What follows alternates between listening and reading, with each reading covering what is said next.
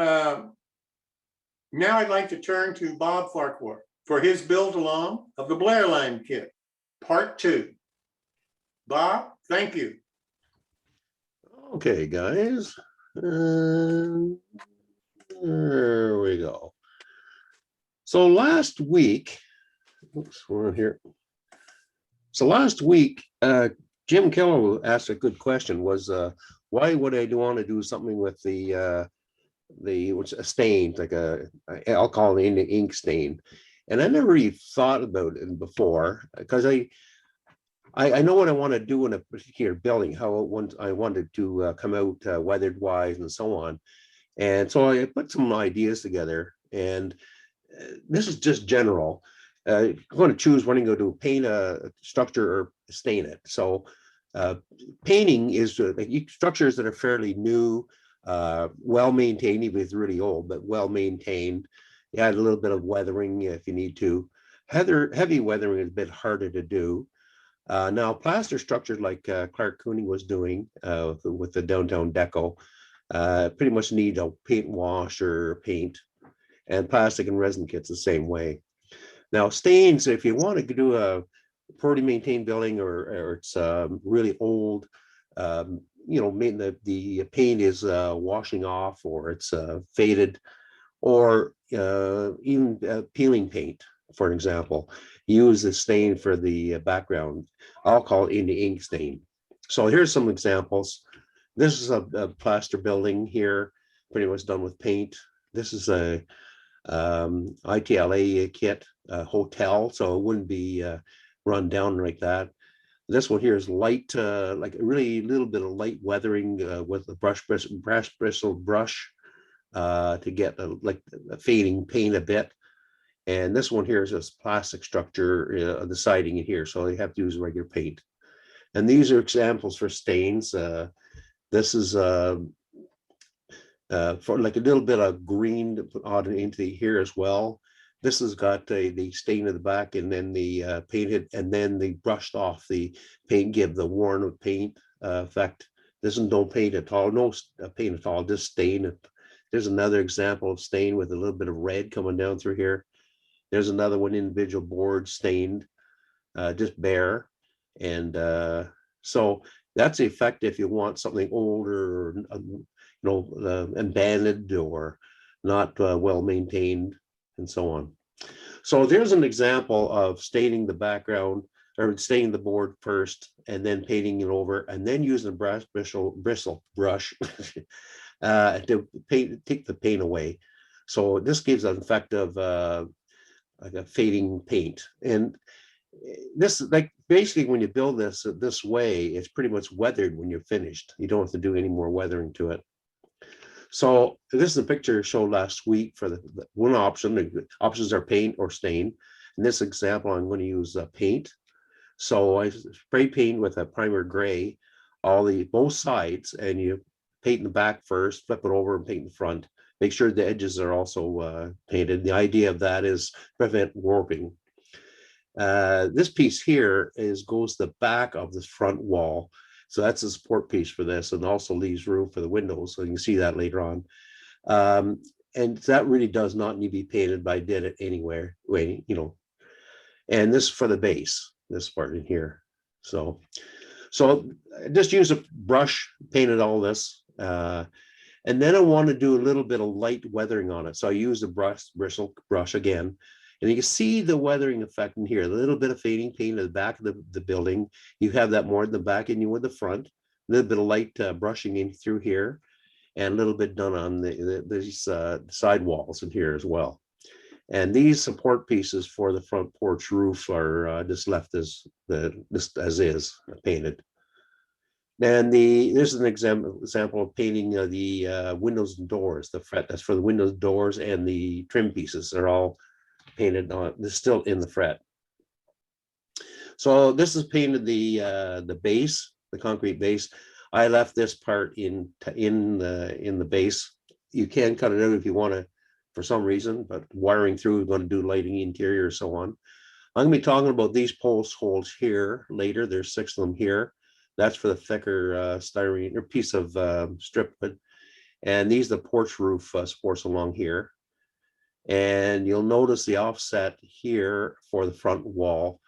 Now the back wall goes in between the support posts will be here, and there's a slot for the tab on the back wall in there, and I'll talk about that later.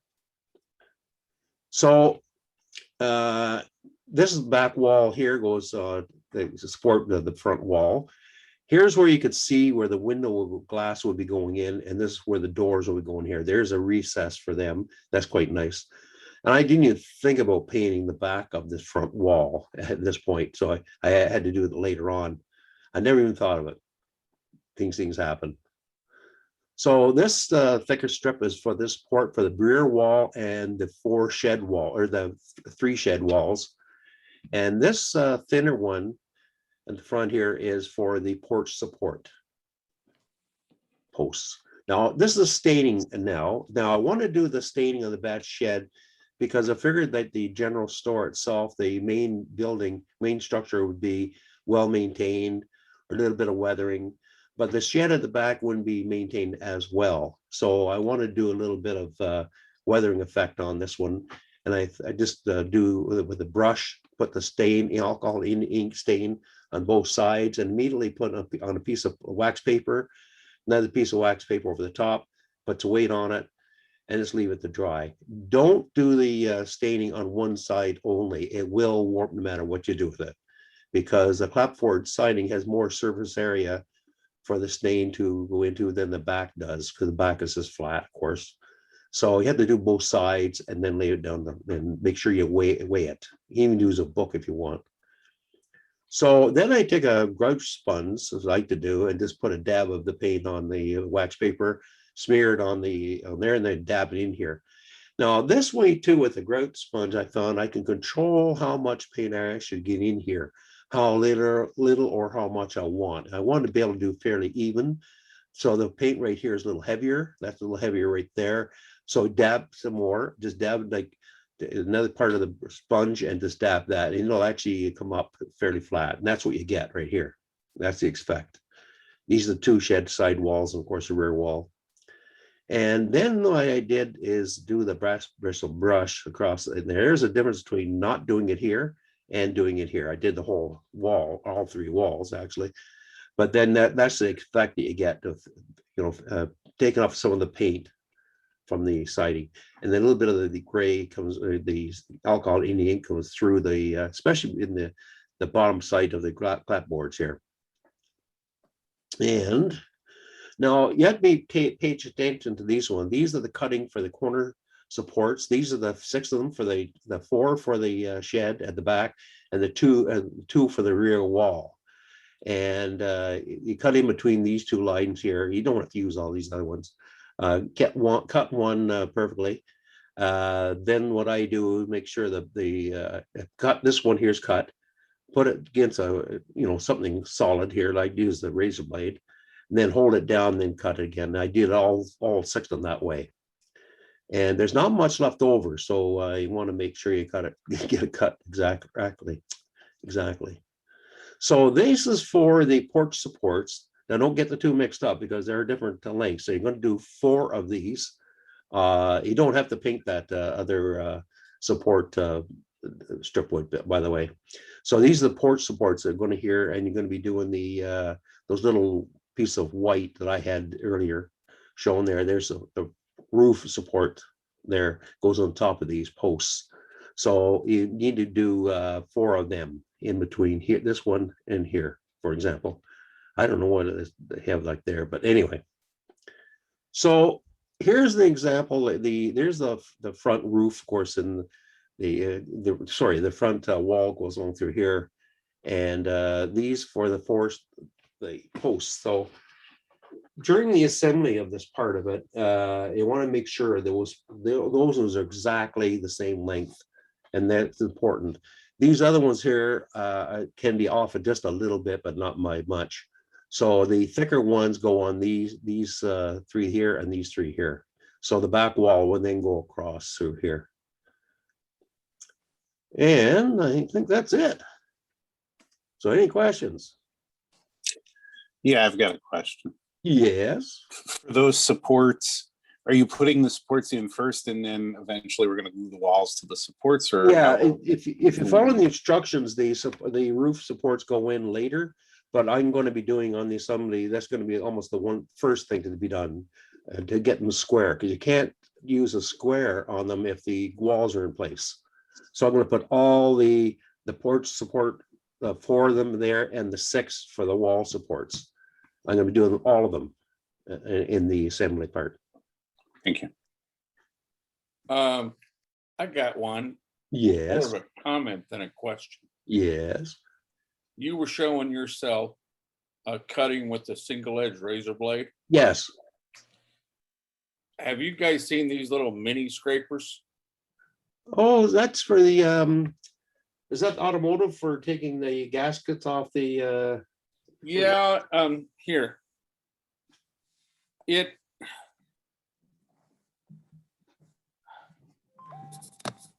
It just holds a single edge razor blade with a fat handle. 'Cause my fat fingers get in the way.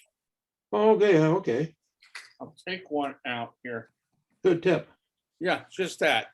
Oh, gotcha. Yeah, I've seen those.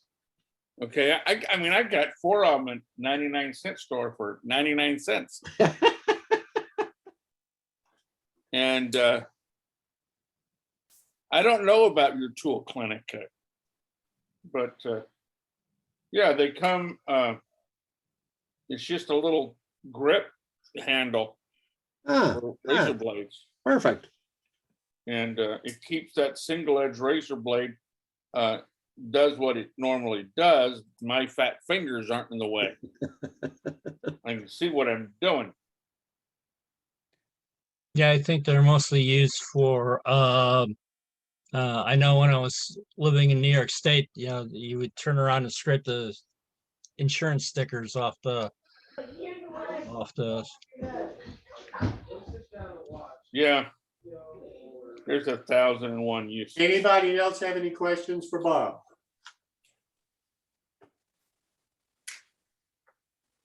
Well, Bob, thank you so very much. Look forward to your next one. Okay, doke. So now I'd Yes, like and to- that- Oh. one thing is I would suggest that everyone, unless they're actually talking, please mute themselves. I had a question and I was muted and tried to ask it. So Oh, can- sorry okay. about that. Bob? No problem. I had a question about the staining. I think you mentioned gray India ink with some percentage of alcohol to Yeah, just the black in the ink, not gray, just black in ink. and what percentage of alcohol? It's The mixture. I tell you what, tell you what. If you don't mind, I'll have to do a share screen here. 1 second here. Get her there, get her that, and Ed, can you just, Ed, can you get everybody else quiet so that we can hear Bob? Yes. Thank you. okay, see if I can go in here, hang on. Do a share screen. Okay, this is from the one I did last week. So this is a little tiny cup. It's about I don't know, about big around, and it's about 1/4 of an inch of alcohol in here. And this is the ink here, or I use shoe dye as well. You can do either the or. And this is an example of the ink with 3 drops in here. And there's 6 drops, pretty much what you want there. And 9 is a little bit too dark. If you do, let's say you accidentally put in, say, 8 drops and you meant to put 6, and it's too dark, you can just put some more alcohol in there. Now, in Canada here, I use 99% alcohol. We get 90 and 99 here, as well as 60. But I don't think in the States you get 99% alcohol. But anyway, it shouldn't matter anyway, whether you got 60% or 99%. So that's what I use for an example. Okay, yeah, I missed this session last week, so. Okay. So is there a substantial difference between the shoe dye and the India? No, Oh, okay. no. You just try a bit, take a scrap piece of wood. Yeah, I'll do that. for And just sure. you don't have to stir it. It actually mixes up itself, type of thing you put in there. And it saves Okay. like save for future as well. If you want to put it in a bottle or something, Sure. lasts a long time. And it's just, you just use a brush to brush it out. Oh yeah, just a scrap brush. Yeah, just any Okay. cheap dollar store brush.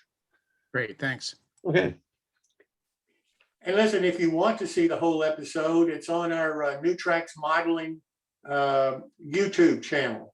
So you can go to that YouTube channel for that date, and then you can see the whole episode that Bob did for the first show.